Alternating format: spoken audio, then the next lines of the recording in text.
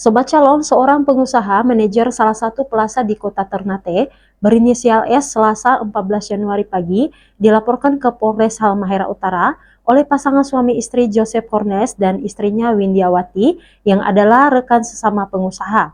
S dilaporkan oleh 8 pengacara LBH Rakyat Halut yang adalah penasihat hukum Joseph Cornes dan istrinya, karena diduga telah melakukan penipuan atas uang pinjaman pada Andreas Tang sebesar 200 juta sekitar November 2023 lalu untuk rencana memulai bisnis bola salju yang tak terkunjung terlaksana. Padahal uang pinjaman 200 juta itu dipinjam dengan jaminan sertifikat rumah milik Joseph Cornes di Desa Gamsungi Tobelo.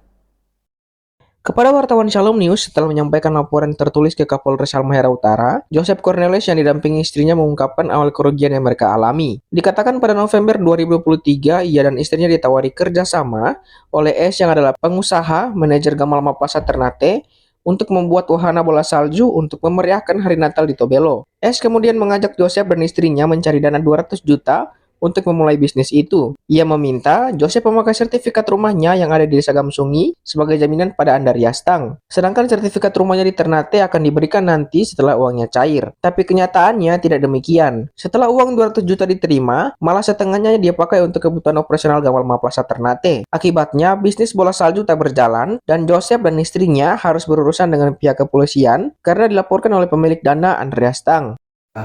Pada bulan November 2023, saya dan istri saya ditawarkan membantu Pak SH untuk membangun rumah salju di Kota Tobelo. Tetapi beliau mengatakan bahwa beliau membutuhkan dana 300 juta. Saya dan istri saya pergi ke Bapak Andreas Tang mengatakan bahwa kami ingin meminjamkan uang 300 juta untuk usaha yang dipinjamkan bukan kami tetapi Pak SH. Untuk itu dia menjaminkan sertifikatnya dari Ternate, dan seiring waktu berjalan sertifikatnya dari Ternate belum ada, maka dia meminta bantuan kami untuk memakai sertifikat kami untuk bisa menjaminkan secara sementara, sehingga kami memberikannya dengan catatan bahwa sertifikat kami akan digantikan dengan sertifikatnya dari Ternate. Dana itu tidak semuanya ke rumah salju, tetapi sebagiannya ke Gamal Plaza. Maka dari situlah usaha rumah salju tidak berjalan dengan maksimal. Sama uang 200 juta itu sama sekali kami tidak memakainya. Dan setelah kami menerima uang 200 juta itu, kami serahkan langsung kepada Pak SH ini. Ternyata uang itu sudah sebagian yang berpindah ke Gamal Plaza. Disitulah kami merasa dirugikan. Sementara itu, penasihat hukum Joseph Cornelis dari LBH Rakyat Halut, Rolin Cololuan SHMH, meminta kepada Polres Halut menindaklanjuti laporan ini segera dan memeriksa S, sehingga jangan sampai kliennya yang ulang kali diperiksa sedangkan terlapor S bebas tanpa tindakan hukum apapun. Padahal uang pinjaman 200 juta milik Andreas Tang itu diterima oleh S dan disalahgunakan tidak sesuai komitmen awal, sedangkan kliennya 1 sen pun tidak pernah memakai. Kami penasihat hukum dari klien Joseph Cornelis dan Windiawati Hoata meminta kepada Polres Halmahera Utara untuk dengan segera melakukan penanganan serius terhadap laporan dugaan tindak pidana penipuan yang telah kami ajukan. Laporan itu kami ajukan terhadap seseorang yang berinisial SH.